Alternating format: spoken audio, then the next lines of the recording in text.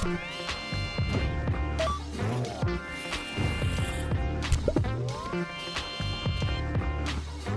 morning. Welcome to the E-Cubed podcast, brought to you from MMSMOA. That's Midwest Management Summit, Mall of America. I'm your host, Bill Burnett, and your co-host is Chaz Spawn. Hey, Chaz. Hey, morning. Our esteemed guests this morning are the deployment bunny himself, Mikael Nystrom, and from Ireland, Maurice Daly. Good morning, guys. Morning.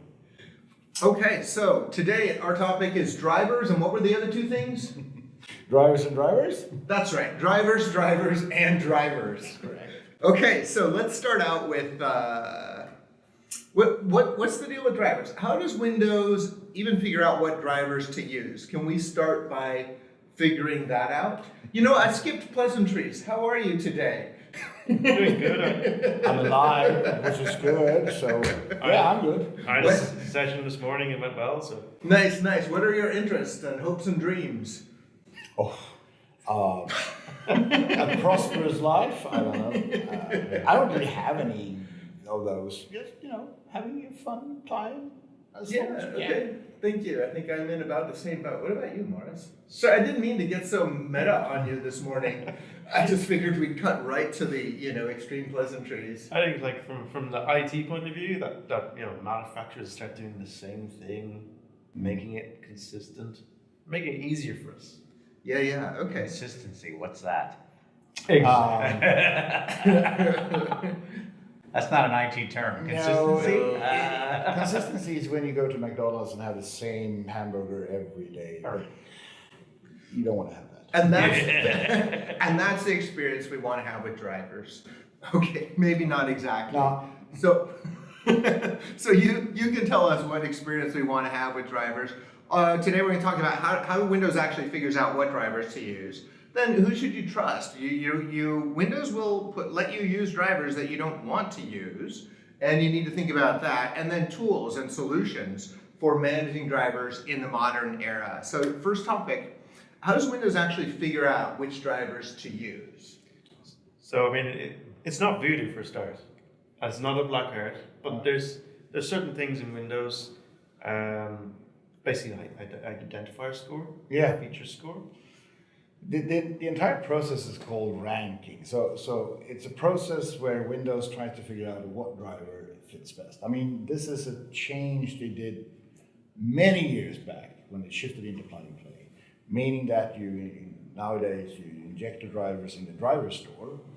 You don't directly inject the drivers like we did in XP. So we put them in the driver store, and then we say, hey Windows, please select the ones you think is best. Which means that if we put more drivers than we need to have, then we are going to hand over that decision to Windows. Mm-hmm. And it does that through a ranking process, running through if the driver is signed or not, feature score, which is an interesting thing, and then the matching plug and play ID. So there's a couple of things that needs to match. One thing it doesn't detect is that, let's say that Maurice has an HP machine and he's also having a Dell machine at the same time, and he has a driver package, and both Dell and HP in this case are using the same graphic adapter, for instance. Kind of the same, slightly different, but almost. It's the same chip, therefore it has the same plug and play ID. Now, it could mean that on the Dell machine you will have an HP driver, and on the HP machine you have a Dell driver. Now try to call either of these and have support for that device. Hey Dell, my HP driver doesn't work on your device. Okay. And the conversation is over. So the only way to really make sure that Windows is choosing the right driver is to limit the number of drivers that you inject into the driver store. Okay. So you only put what you think or want Windows to pick and choose from. Okay. So a good example is, I usually have the story about kids. If you have multiple kids, you walk into the kids' room and you ask them, what do you all like to have for dinner? And if you have 2 kids, you're going to get at least 3 answers.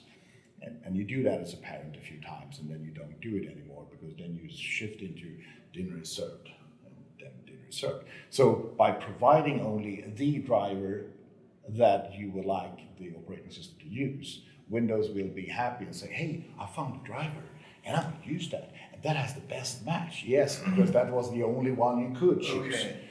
So that's it. You can't control the ranking process, but you can make sure Windows can only pick the exact driver it's supposed to have, which means that the only way to make this work is to limit the number of drivers that you put in the operating system so it only picks that certain driver you want to have. Okay, great. Chaz? So you're saying garbage in, garbage out? Something like that. One of the things I keep hearing from people is, I would love to just create this big package of drivers for everyone. And it'll be one set of my task sequence, and it'll just find the one in there. It might be, a terabyte of drivers maybe, who knows? But it'll work. This is a good idea, right? No, it's a really bad idea. Yeah. Well, wait a minute, but Microsoft told us back in 1995 we were never going to have to worry about drivers again. Plug and play was going to fix it all, and we weren't going to have jobs anymore. It's in theory correct. If you look at the default settings for all these tools that we're using, the default setting is actually using plug and play. And I've been asking around, why is that setting the default? Because it's going to cause less support calls. Oh, right, sure. It's going to work. It's going to work most of the time. It will never be perfect. It will never be the way you want it, but it's not going to stop the system.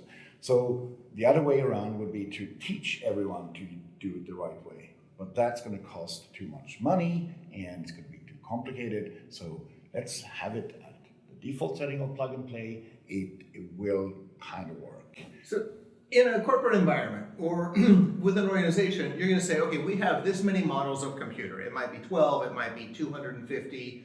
And then we might have any number of these peripherals. So you literally are going to inventory all of this and get all of the appropriate drivers for those devices and then put them together for your packages? There's a balance between insanity and being perfect. Yeah. So let's say that we do have 250 machines and 10% of them is maybe the ones that we use 80% of our machines. That means we're going to target them. We're going to make them work because that's going to be the majority of machines. Then we're going to have a bunch of random machines over there, there's an IoT device there, there's a kiosk machine over there. Then you create a package for all these machines and just hope for plug and play to work. Because the cost of staging each hardware, like 250 models, that's going to be too costly. Right, okay, that makes perfect sense. And then once you've got that and you're trying to figure out how to put together these drivers, which drivers should you trust? So you can't just grab any driver and put it in for any particular peripheral or system, right? Yeah, and it kind of goes back to what Michael was saying earlier on as well. Okay, do you just trust the driver from store that you've thrown it all together, or do you start trusting the manufacturer who knows their machine, they've certified the drivers for a particular build of Windows, or do you trust Microsoft's online store, the update store, where there's drivers and they're compatible and they're going to work. They may not be the latest driver for the machine, but it is that kind of who I trust mechanism. And then that changes a lot when we move from Configuration Manager to Intune, because with Intune we will just say, give me all the updates. And it will just give you all the updates Microsoft has. Whereas with Configuration Manager, it's tend to be a more structured approach, saying, okay, I want to have a WMI query that says, hey, it's a HP ProBook 45, whatever. I'm only going to install the drivers for that model. So it's the case of, do I trust the person that makes the machine, or do I trust the person that runs the OS on the machine? And Microsoft have done a lot of work to work with vendors to ensure that the update store is full of new and compatible drivers, but the manufacturers are always naturally going to be working a little bit faster cycle. Yeah, and especially when you end up with the graphic adapter thing. Yeah. One, they're using the same chip, but one vendor says, well, if we disable the light thingy here, can we save some money? Yes. Okay. A cent. Oh, that's going to be so much money. So we remove that component, or we remove that protocol, or we remove that connection, or that graphic adapter actually supports USB, but not for that model. So then you have the same chipset, the same component, almost, but we have the same plug-and-play ID. There's no way that Windows can say, oh, this is a graphic adapter in a Dell machine, therefore I need to have the specific Dell driver that is on that website. It's going to grab the generic driver.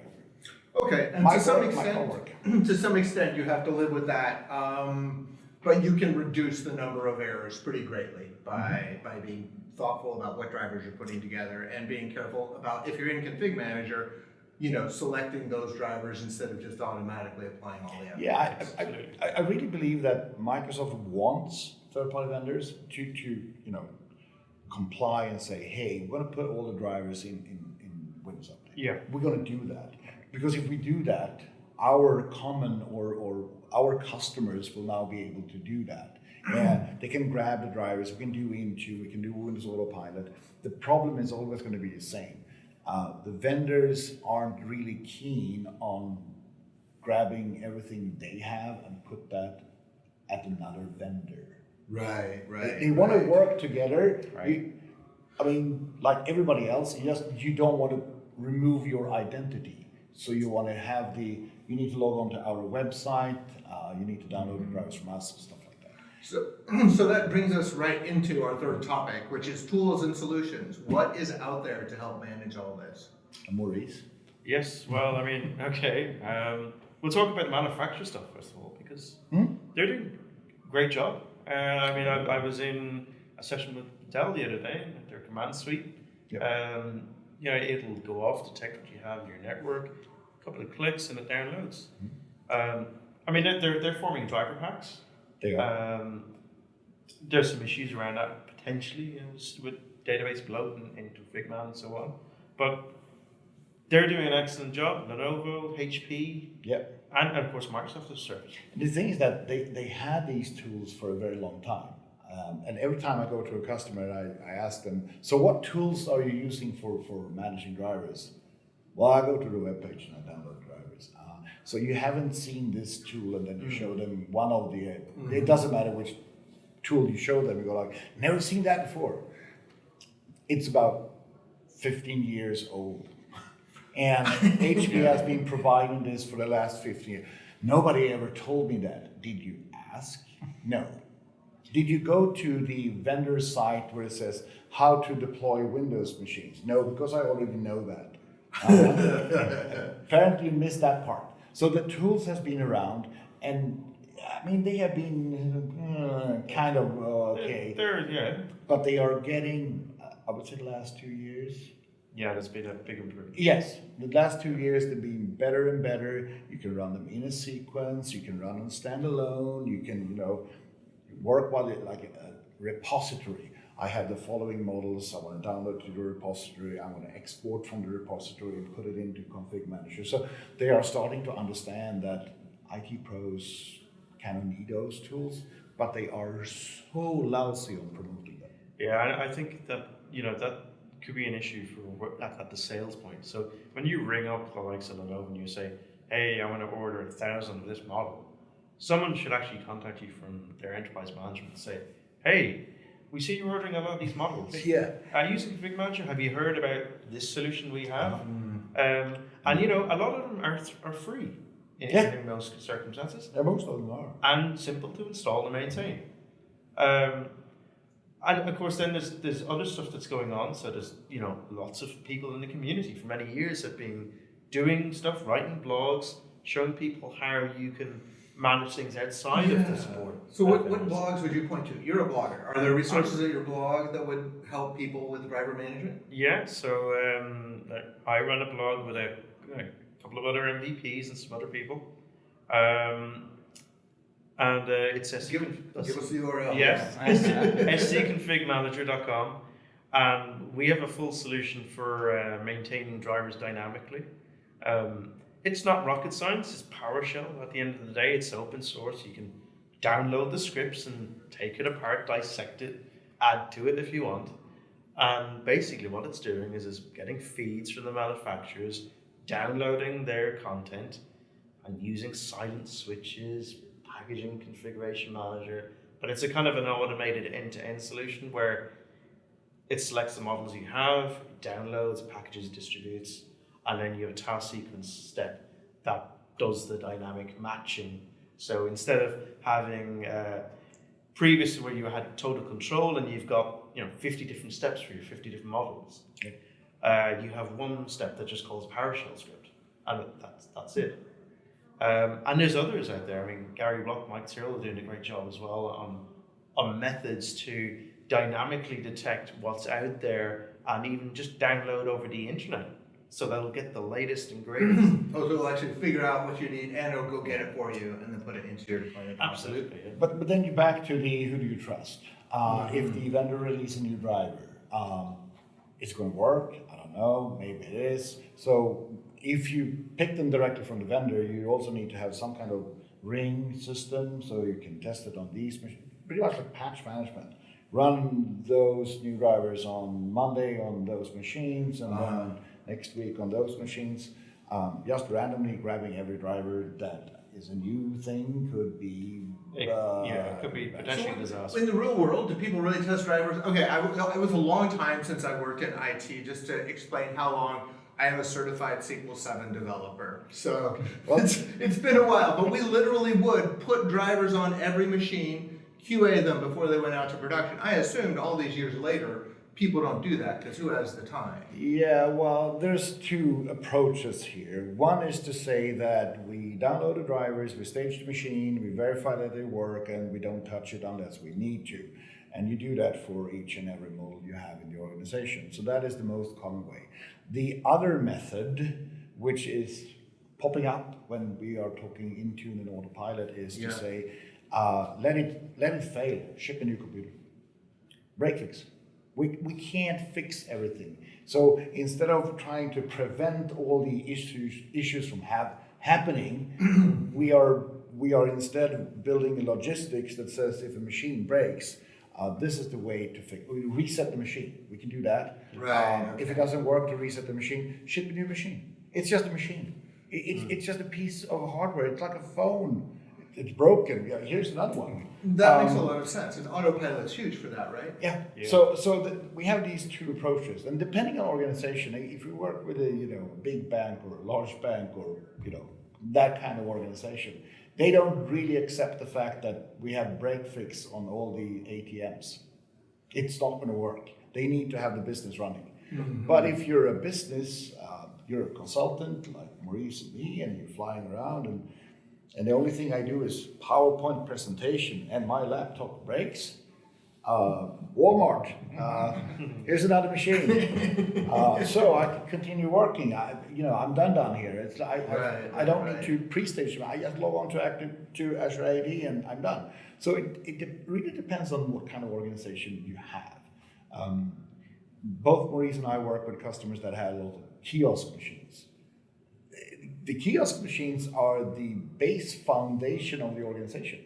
If they break, they don't have an organization. Nobody can go to the library and borrow a book anymore, or they can't work at a hospital or something like that.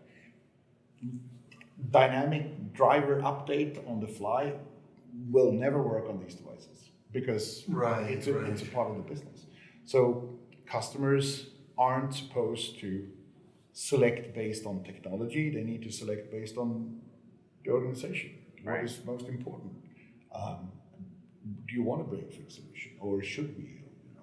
Yeah, and I mean that's why even for a lot of customers we deal with, for Autopilot in particular, if they don't want this kind of dynamic, give me what you've got new and just install. We're still going back to the method of say, okay, we'll build a machine with MDT or ConfigMgr. And we'll have that structured approach to say, yes, we have tested that revision of the driver pack and it's stable. So we'll prep the machine, we'll seal it back up for Autopilot, and we'll let the user take it off. Yeah. And then we use that driver until somebody says something else. And that's another problem. I mean, even if the driver is stable, you still need to read the, release notes for all the new drivers, because eventually you're going to find this 0-day exploit. This driver might expose the ability to log on as a domain controller with the password of Bob. Okay, that's a bad one. Maybe we should replace the driver. The driver is a software. It needs to be maintained. We patched the operating system, therefore you should patch the drivers and patch firmware. It's just drivers and firmwares, when that goes bad, you have a bricked device and nobody can work. So then you need to figure out a way to circumvent that or prevent that from happening, meaning either testing or break fix. Right. Here's an advice. Where I would love to see this going, so I mean, one of the things that Intune does very well, okay, so the updates, you get all the updates, okay? But you can pause it, you can roll it back, you can uninstall. That functionality, if that was taken and put into the cloud service, into Intune, where you could say, you see your list of models, and here's the latest build, push. And if you see it start causing problems, pause, roll back. That would be absolutely ideal. I agree. It's just being able to do something else than say, I'm sorry, your device is unavailable. We will ship a new one with DHL and they're coming next week. Have a good day. Okay, that makes sense. And I want to go back to something you said a couple minutes ago, which was read the release notes for your drivers. I would imagine if some people aren't even going to the website to see what manufacturer tools are recommended, they're not reading release notes. And here you have two global experts and they're saying, hey folks, read your release notes. Yeah. I think everyone's guilty, Ben. I did a session earlier on BIOS management. And when you read the release notes on what BIOS firmware updates are doing, it's scary. It's like, okay, the TPM might not work after a reboot, so this fixes it. Yeah. Okay, so now your machine is sitting there, BitLocker's complaining. But again, I think everyone in the industry is kind of guilty because they don't have a lot of resources. They don't have time to be sitting there reading the release notes. But unfortunately, if you don't and you push this out, it's no more than like if you push a feature pack or a Windows update and it breaks everything. It's the same logic. You have to know what you're doing, know what you're pushing. Yeah, the only solution that I have found so far is to say you can't have 256 different models. You need to cut down. Right. And it goes, let's say that you run a cab company. You are most likely to say, well, we're going to run cars from that vendor because we have that shop. And they have a, we're going to stock parts for that one model. Exactly. So we're going to do a town car. That's it. But I want to run a no. You don't. This is the most financial, economical way to do it. Right. And you need to do the same thing. I mean, for customers that both of you and I work with, if we can force them, and sometimes we can, to go from that to 3 models a year, supported for 5 years, ending up in 15 models from one vendor. Yeah, we can do that. Yeah, I mean, that keeps the help desk calls down. But I mean, on the flip side, I've actually had experience with a customer and they're using the tool I developed. And the first day, I was shocked because they had an agreement with a large vendor that any of their employees could ring up and pick any model they wanted. So the first thing he did was he fired it up and he clicked the select all button on the models and we start download. And there was several terabytes of drivers downloaded. And I'm kind of sitting there going, really? But I mean, that is a thing, okay. Yes, you need flexibility, and I get why some people might want, okay, I have a particular role, I like the light machine and so on. Yeah. But you really need to say, okay, what we'll do is we'll approve, I'll have one Ultrabook, one workhorse machine, and maybe 2 different types of desktop, depending on what I'm doing. Yeah. And that's it. And that's it, yeah. And it's about CIOs, understanding why that is a thing, and the purchasing department understanding why that is a thing as well. And then people can start comparing, well, if I have a phone, we don't have those issues. No, a phone is manufactured by a hardware vendor that also manufactures the operating system, that also manufactures the driver. So we don't have drivers issues in a Samsung device or an Android device. We don't really have that on an iPhone or an iPad because it's one on the same vendor. Well, they usually fix their own stuff. But when we have a Windows machine, then multiple vendors are involved, and somebody's creating that one, and somebody's creating that one, therefore it needs to fit. But you can reduce it by limiting your makes and models, which will reduce your support time, increase your uptime, and probably lower your costs overall. I suppose that depends a lot on the deal you get with your main vendor. Yeah, absolutely. But I mean, if you're ordering in bulk, of course you're going to get a better deal. Yep, absolutely. But even again, just with this single model approach, if you have a problem and it's across all your models, it's easier to fix that, possibly, than troubleshooting issues with 80 out of the 250 models you have. And it only happens once a month. Yeah, makes perfect sense. Yeah, so it's just a nightmare to troubleshoot things like that. Any additional thoughts on drivers, Chaz? Any questions burning in your mind on drivers? Well, one thing that I didn't hear, and I know I've dealt with it with a lot of customers, is when you get the fanatic who wants to really control everything, and they start looking at drivers not just from the PC vendor, but also from the component vendor. Mm-hmm. So now, should I trust an Intel driver better than the Intel driver that Lenovo is giving me, or HP is giving me? And now they start reaching out and bringing that level of complexity into it. Yeah, I mean, how do you advise them in those situations? That really comes into play in legacy models, where the manufacturer has said, okay, they're going to support that machine for the life cycle, which might be deemed to be 4 years. And then they're going to start dropping support, so they won't update their own driver packs. Then at that stage, yes, you do need to consider the OEM's driver to keep up to date. And as Michael said, there could be issues. It might be a security vulnerability. In some circumstances, you don't really have a choice. You go to the manufacturer's or the component manufacturer's site, and it'll say, I'll select this, and it's a laptop. Go to Dell, go to HP, and so on. And in that case, okay, you don't really have the option. But it is about finding a right balance. I would always say, personally, trust the manufacturer first, because they know the stability of the machine. They don't want those calls going through to their help desk saying, hey, I've got this model, it's unstable as hell. But then if you are having issues, go to the component. I've even seen a funny thing when you download the drivers from the vendor site, the OEM, or from the vendor site. It's two different drivers. You download them and you install them, and it turns out that the installer itself contains the different drivers. So if you install the generic driver on a Dell machine, then the Dell driver is actually used, because the Dell driver is packed inside that driver, and it's the same driver as Dell has. So they believe that they are running the generic driver, and it's like, no, not really, because they just package all the vendor drivers in it, because it really needs to be that specific driver. So, Okay, and I have one last question that is not really for the config manager or enterprise world. It's just a personal thing that's been troubling me. I sometimes go to a shared office space and they have a printer. It's, I believe, an HP, and it's a Wi-Fi.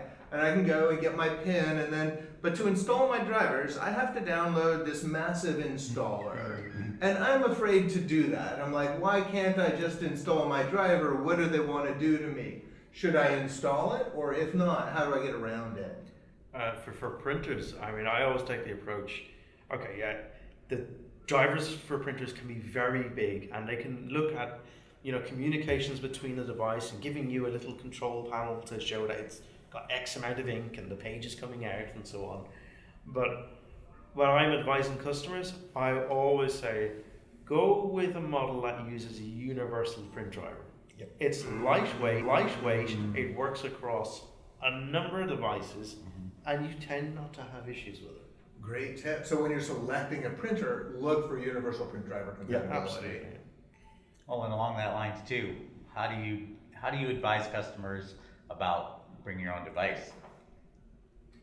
Ooh. Yeah, that is Right, everybody's wanting to go to this bring your own device. What does that bring to your world with drivers? Well, bring your own device means that an end user brings his or her personal device. That should not be managed by the company. That should be managed by the end user. It should, however, be controlled from a security perspective. So yes, it might be added to Azure AD. It does have a control policy, but it's your machine. You brought your own device. That's pretty much like you bring your own car and you put a sign on top that says taxi. If it breaks down, you have to fix it on your own.